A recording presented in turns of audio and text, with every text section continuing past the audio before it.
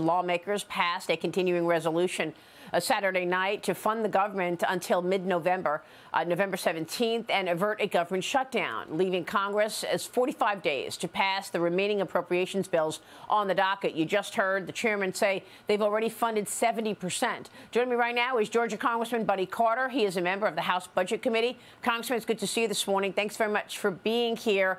How did you vote? And tell us the work ahead.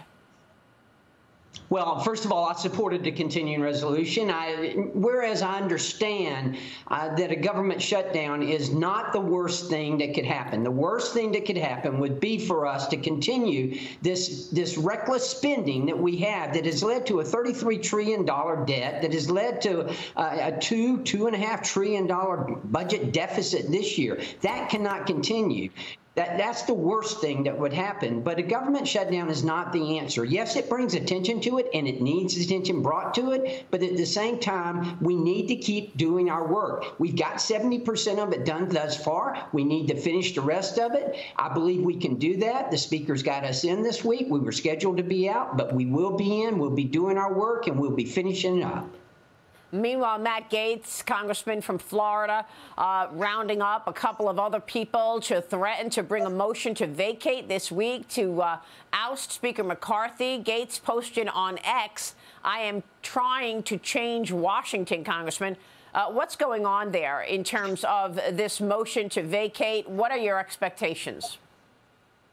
Well, first of all, this is personal. Everyone in the conference knows that Matt Gaetz just despises Kevin McCarthy. It's pretty well known, and it is personal. Listen, this would be it's ironic to me to think that he's upset that Kevin McCarthy used Democratic votes to help pass a continuing resolution, yet he wants to go do the same thing, use Democratic votes in order to get Kevin McCarthy to vacate the chair. I mean, what's the irony in that?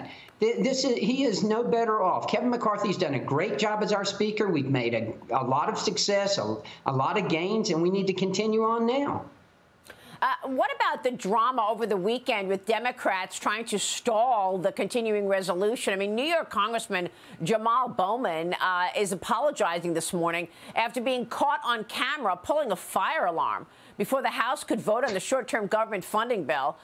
He basically did it so that he could get everybody out of the building to waste time.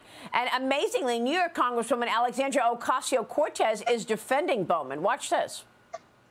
They are protecting someone who has lied to the American people, lied to the United States House of Representatives, lied to congressional investigators, but they're filing a motion to expel a member who, in a moment of panic, was trying to escape a vestibule. Give me a break. Congressman, your thoughts? I'm not surprised. Are any of us naive enough to believe that he thought that that would open the door? I mean, this is obviously an obstruction of Congress. He should be prosecuted, just like anyone else who was at the Capitol who had tried to do this should be prosecuted. He is no more above anyone else who would have done it. And his actions here, they should have consequences. There's no question about that. And where AOC is getting this from is ridiculous. I mean, it really is ridiculous. What, he thought that if he pulled the fire alarm, that would buy him time? You know, I'm going to admit something right now. We've got some characters in Congress, and it wouldn't surprise me if there were some who actually believed that. But at the same time, look, he knew what he was doing. He was trying to hold up the process. He was trying to obstruct Congress, and that is a criminal activity. He should be prosecuted for it. All right. We also want to play the sound from President Biden addressing the current House's impeachment inquiry underway. Here's what the president said about that. Watch.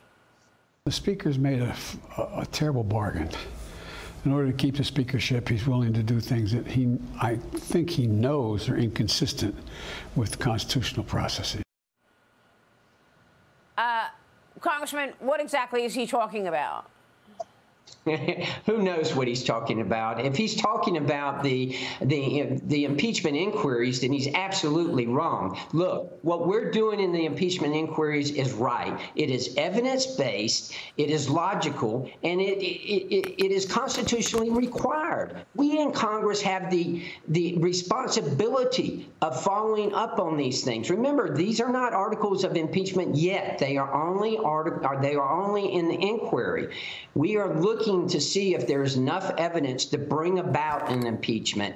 And certainly, impeachment is serious. It's a very serious issue and should not be taken lightly. That's why you go through the inquiry, and that's why we're doing what we're doing, trying to uncover the evidence and let the truth lead us where it will.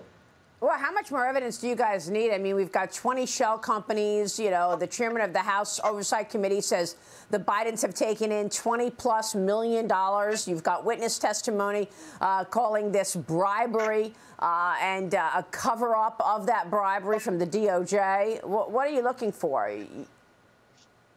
Well, I think we're getting very close. Of course, we've got 3 different committees: Jim Jordan on Justice, Jamie Comer on Oversight, and then Jason Smith with Ways and Means. All 3 of those committees are looking at this now. I think before long, they'll be coming up with a recommendation, and I look forward to getting that recommendation. But keep in mind, if Matt Gaetz and his couple of allies, whoever he has, if they go through with this impeachment process and put the Democrats in control, that's going to stall this. That's going to stall what we are doing and what we've achieved thus far. So that's why I just wish they would stop this. Yep, understood, Congressman. When are you expecting Matt Gaetz to bring that motion? He will probably bring it, if not today, then tomorrow. We're headed back up there today, and I expect for him to be presenting that any time now. In fact, I think he tried to do it before we adjourned last week. All right, Congressman, we'll be watching all of that. A lot of drama this morning. Thanks very much, Buddy Carter. Good to see you, sir. Thank you. Always.